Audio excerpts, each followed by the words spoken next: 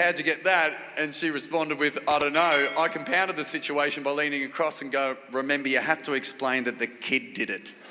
Because I have 2 little baby girls, this point in time, 1 and 3 years old.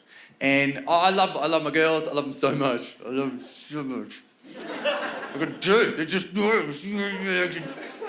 Look, I'm looking around the audience, probably most of you aren't even parents, okay? I'll explain it to you, okay? Have you ever picked up a puppy or a kitten and you love it, right? And you love it so much and you hug it and you want to protect it, but for some reason the love takes you over and don't know why, but you want to crush its little fucking head in. Do you know what I mean? Like, it's just...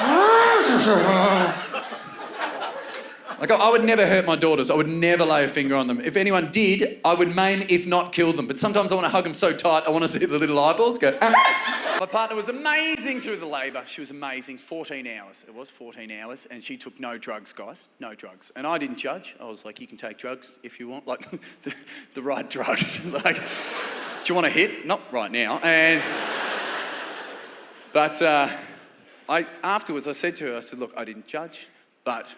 why did you not take drugs? She said, well, I wanted to be clear and present for the entire thing. Which is commendable, guys, but it's just that I know how drunk she was for the conception. So I don't know when this rule kicked in, if I've got to be honest.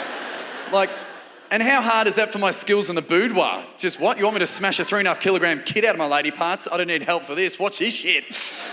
What? Thornton's trying the moves. Holy shit, pass me a bottle of Savvy B. I cannot be present for this car crash. Oh, God. Put a Ryan Gosling movie on. Like, I need all the help I can get. This is brutal. Because that's the thing. You don't know how long labour's going to last. Kudos to all you ladies that go through it. Like, men will lord over athletes if they push through pain. They're just like, oh, my God. See the granny? See the granny? Big fella, broke his rib. Play the whole game, mate. Play the whole game. It's like, yeah, cool. Imagine if you had that injury, right? But you didn't know if the game would last 4 hours or 4 days. Oh, and here's the kicker. Also on top of that are the defenders trying to escape out your vagina. It's a cherry on the sundae, that one. But how's this? She's 80 months old. What a weapon. She gave my partner, still can't believe this, a black eye. Because, you see, the thing is, she had a couple of bad weeks sleep, and we're getting up, obviously, trying to settle her and whatnot. And in that time, she flipped out so much, she smacked Nikki in the face, and she gave her a little shiner. But of course, Nikki doesn't remember the inciting incident. She's so tired, bless her cotton socks. And I remember a friend came round and was obviously concerned. She's just like, oh my God, what happened there? And Nikki goes, I don't know. And just left it at that. I'm thinking, babe, you need to give that more context. Well, that sounds like someone gave you that black eye at home and it wasn't your kid. And because I'm so tired and I wasn't thinking it through, I tried to defend myself and I made it heaps worse. Because when her friend said, how'd you get that? And she responded with, I don't know. I compounded the situation by leaning across and go, remember, you have to explain that the kid did it.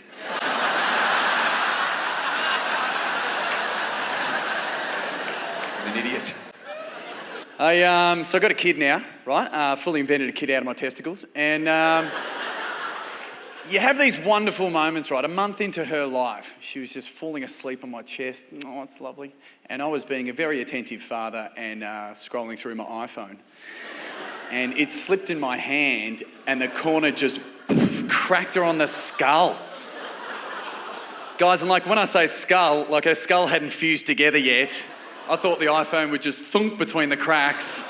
It'd get stuck in there and it'd be like the sword and the stone. If I couldn't pull it out, I'm not a real father. But it's all good, guys, all good. Screen's fine, so can't complain. But this is the thing, right? I'll always blame myself for that. You know, years down the track, if she's 25 years old, she comes to me and goes, Dad, I finally figured out what I want to do with my life. I want to open my very own cold-pressed juice bar. I'll be like, oh, shit, the iPhone hit. Because, guys, I don't know what cold-pressed juice is, but for $28 a bottle, I don't want to fucking find out, all right? It's cheaper for me to drink printer ink, okay? That's a better option. Because that's it, when you have 2, you need grandparents, you need them. They used to be an optional extra, but now you need them. You look at your grandparents and say, you need to look after one, or you're not seeing either again. You need the help, but it's fraught in this day and age. In the 21st century, yes, there's grandparents, of course there are. And they're like every other grandparent, historically all care, no responsibility. That's great. But it's different in this day and age because those grandparents, they're baby boomer grandparents. And baby boomers aren't like us. So we're all cautious. We'll Google stuff, be like, oh, what is it? Is that okay for us? Is that fine? It's only got a 3.8 rating. Is that good? Is that good? Baby boomers aren't like that. They're like, eat that, burn that, use that for cladding. All right. Job done. Mama Thornton, she's great. We will hand our eldest over to her. You know, can you look after her? That'd be great. Thank you so much. Return to sender the next day. So how did she go? Oh, she was really good, David. She was really good. Slept very well. She's great. She ate everything I put in front of her. You're like, really? Like my eldest is a picky eater. I'm like, oh wow, that's amazing. What did you make her? We'll have to get the ingredients. That sounds incredible. What did I make her last night? I made her for dinner 3 cubic metres of sugar. That's what I made her. And then in the morning I got a 24 slice of Vienna ice cream. You're like, what the fuck? What are you talking about? Why did you do that? It's just like, oh, please. I used to give you cake all the time, David. It was fine. Like, yeah, you did give me cake, okay? It was the 80s. You could do that. Guess what you could also do? Fucking hit me, all right? You can't do that now. I have to negotiate with this hurricane, all right? My child's looking at me like, ah! Use your words, use your words. Remember the pyramid of politeness? Do you remember that? Because I don't know a lot in life, but I know the paper beats rock and a smack in the face beats a sugar rush. That's how it works. That's why we're all getting love taps in the 80s. We're so high on processed sugar, we don't remember it. You just got hit, you went into the kitchen, you got a wagon wheel, you went back in the trenches. That's how it works.